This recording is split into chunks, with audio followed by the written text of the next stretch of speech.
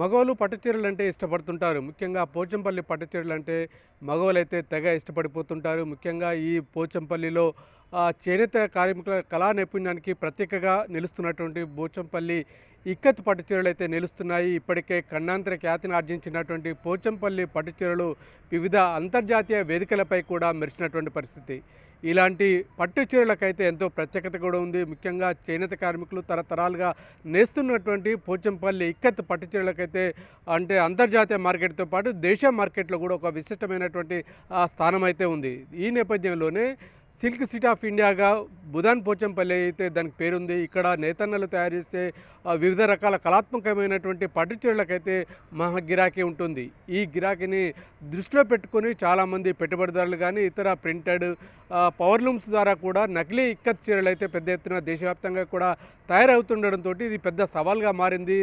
దాదాపు నెలల తరబడి రోజుల తరబడి నేస్తున్నటువంటి పట్టు చీరలు అసలైనటువంటి పట్టు చీరలకు మార్కెట్లో ఈ నకిలీ బెడద అయితే తీవ్రంగా ఉంది.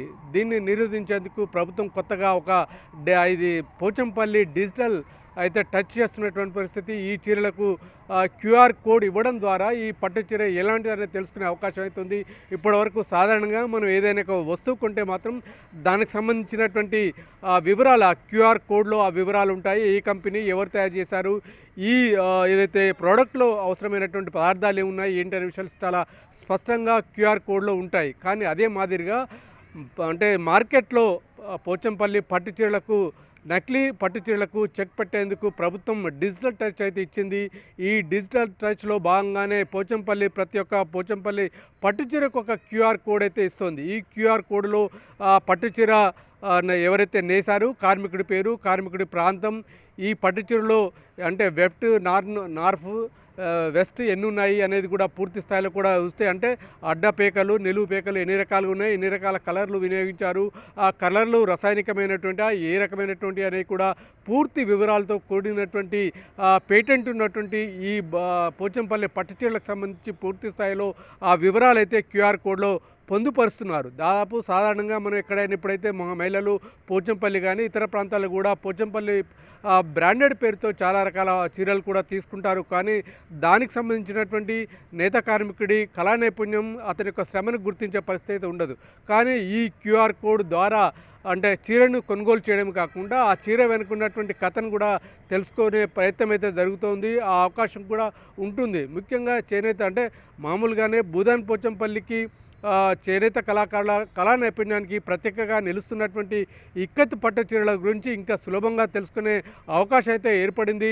ముఖ్యంగా మార్కెట్లో ఈ నకిలీల బెడదను కూడా ఈ క్యూఆర్ కోడ్ ద్వారా నిరోధించవచ్చనే ఉద్దేశంతో ప్రభుత్వం అయితే ఇప్పటికే ఈ ప్రయత్నం అయితే మొదలుపెట్టింది. ఇప్పటికే ప్రపంచ ఖండాంతర ఖ్యాతిని ఆర్జించినటువంటి పోచంపల్లి పట్టు చీరలకు జిఐని కూడా అంటే ఇచ్చిందన్నట్టు. ఈ నేపథ్యంలో ఈ పోచంపల్లి పట్టు చీరలకు చేనేత కార్మిక కళా నైపుణ్యాన్ని కాపాడే ప్రయత్నంలో భాగంగానే ప్రభుత్వం అయితే ఈ డిజిటల్ టచ్ విధానాన్ని తీసుకొచ్చింది. ఈ విధానంలో క్యూఆర్ కోడ్ అయితే ఒక పెద్ద ప్రోగ్రెస్ యొక్క మైల్ స్టోన్గా చెప్పుకోవచ్చు. ఎందుకంటే ఇక్కడి చేనేత కార్మికుల తరతరాలుగా కొనసాగుతున్నటువంటి తమ వారసత్వాన్ని కొనసాగిస్తున్నటువంటి చేనేత కార్మికుల కష్టాన్ని, చేనేత కార్మికుల యొక్క శ్రమను అంటే వేస్ట్ కాకుండా ఉండేందుకు దానికి అర్థవంతమైనటువంటి గుర్తింపు వచ్చేందుకు ప్రభుత్వం ఇప్పటికే జిఐ ఇచ్చింది. అందులో భాగంగానే ఈ క్యూఆర్ కోడ్ ద్వారా కూడా ఈ కార్మికుల యొక్క పనితనాన్ని, కార్మికుల యొక్క కష్టాన్ని కూడా వినియోగదారులు తెలుసుకునే ప్రయత్నం అయితే అవకాశం అయితే ఉంది. ముఖ్యంగా సాధారణంగా ఇప్పుడు చీరను కొంటే చీరను కొనుగోలు చేసి తీసుకువెళ్తారు. కానీ ఆ చీర ఎలా తయారైంది, ఎన్ని రోజులు పట్టింది అనే విషయాలు పూర్తి స్థాయిలో తెలియదు. కానీ ఈ ముఖ్యంగా మార్కెట్లో ఈ పోచంపల్లి ఇక్కత్ పట్టు చీరలకు నకిలీల బెడద ఎక్కువ ఉన్న నేపథ్యంలో ప్రభుత్వం అయితే ఇది ఒక పెద్ద క్యూఆర్ కోడ్ తీసుకువచ్చింది. ఇది ఒక పెద్ద ముందడుగుగా భావించవచ్చు. దీని ద్వారా కార్మికుల యొక్క పనితనంతో పాటు ఆ యొక్క నాణ్యతను కూడా తీసుకోవచ్చు.